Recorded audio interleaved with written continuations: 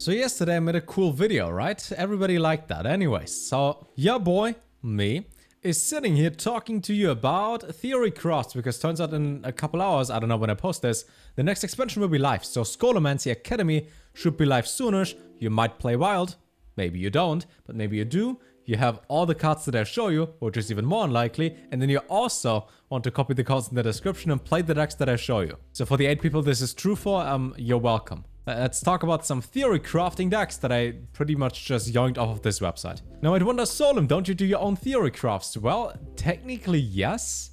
We should look at something that I made. Oh, look, wow, I stream on Twitch. I found this online for free. And I legally purchased Adobe After Effects, and now we can have this thingy. Anyways, let's just jump right into the action. First deck list. So, Odd Demon Hunter is good. Then it got nerfed. Then it became better. Then something got nerfed. It became even better. Then Warglaives got nerfed. And now it's like, do you still play it?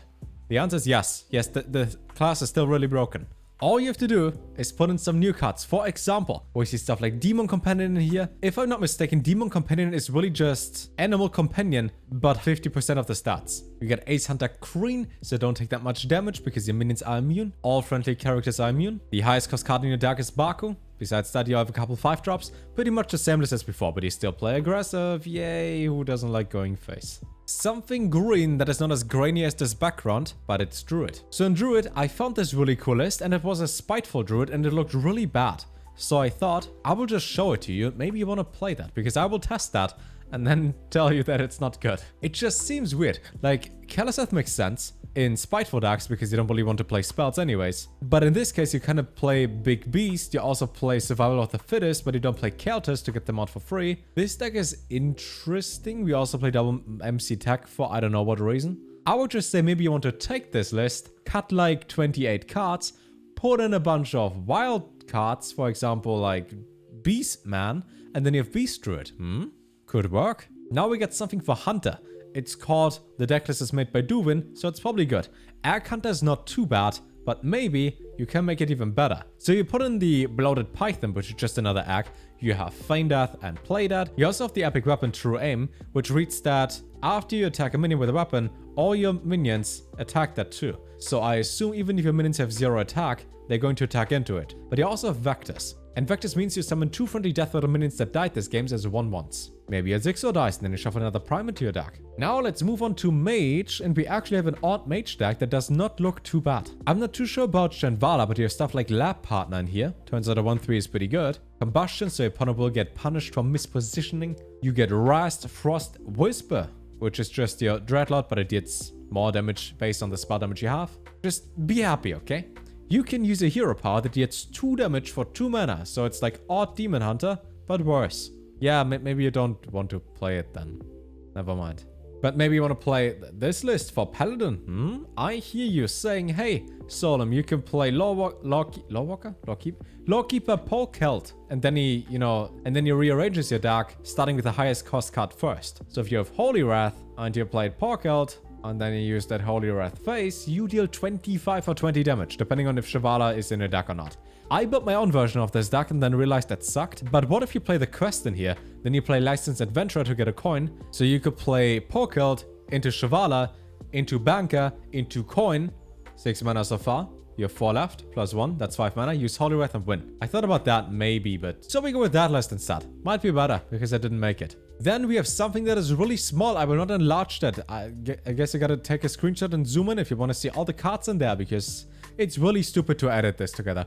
So in short, you put in 2 new cards into Reno Priest. If you also play Polkelt and Reno Priest, you will top deck Anduin, then you have Psychic, then you have Reno to not die, and then you get Raza. So you get all the cards you would like to have. So just hard mulligan for Polkelt and the deck should work. You have some Dragon Synergy, should work out well. Rogue, do you guys like pirates and going face and playing aggressive so you can win within like 3 minutes? Because why would you play the game long? Well, good news for that. You can play aggressive. Look at how many cards in this deck are commons, and they're all good. Even cards like Sap, they're basically free after you invest your time. So to explain this deck real quick, you get rid of your cards in your hand because you play aggressive, then you use Secret Passage because that broken card was made twice, available for all rogues from now on, and then you use that and go face. Who thought this is fine? It's not even out yet. 1 mana, draw 5.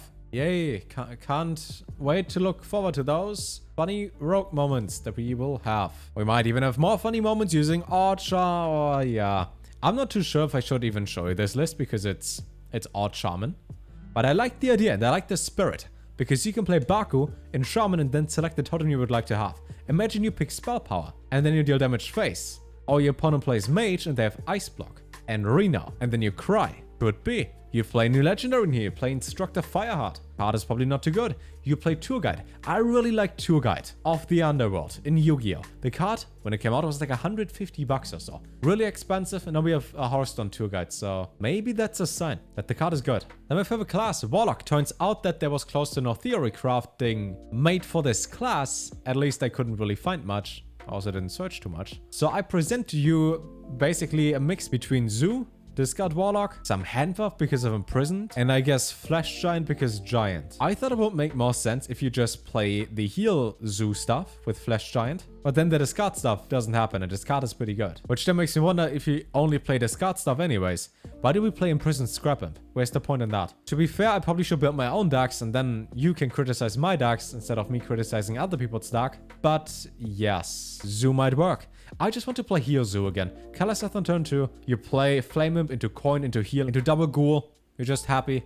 Should be good. Lastly, Deadman's and Warrior. Well, you look at the list and nothing is new in there. Well, that's the good point. What if you want to play Deadman's Hand because the deck is actually really good, and then, imagination here, you put in the cards that you would like to put in the deck because it's really just the game and it doesn't matter. Does that sound like a plan? Playing the game for fun? And you also have a deck that wins no matter what? Well, if your answer is yes to that, then I'm happy. And if it's a no, then I hate you. I'm just kidding. I'm just kidding. But maybe you want to play for fun. I think like a couple months ago, I just made a video in which I talked about, hey, here theory crafted decks, and I didn't show anything. Because what I would like to have in my make-believe world that doesn't exist, what if in the first week we just play for fun because it's a game? The meta is going to be figured out anyways. If there's a new tier 1 deck, I will let you guys know. And if there's something really broken, I will also let you guys know. And if there's something really bad, I will also let you guys know. Like, we will find out about that anyways. So what if you just enjoy the expansion in the first couple days, you just play for fun, don't try hard. Maybe that's more enjoyment. Maybe that's just more enjoyment for me. You should do what makes you happy. That's, I guess, a good lesson for this. My name is Solem. One last time we stream on Twitch. We will stream a bunch of hours. We will play a bunch of different decks. So if you have anything you would like to recommend, again, feel free to leave a message down below. Or maybe you want to join the Discord. Because in Discord, I will post not just all the decks that I personally play before they are on YouTube, but also all the top decks that I will net deck from other players. So we have something like a resource guide to go to. Thanks so much for watching. And here's a 6-second outro. I made the outro a lot shorter because it turns out nobody watches that. Enjoy the expansion.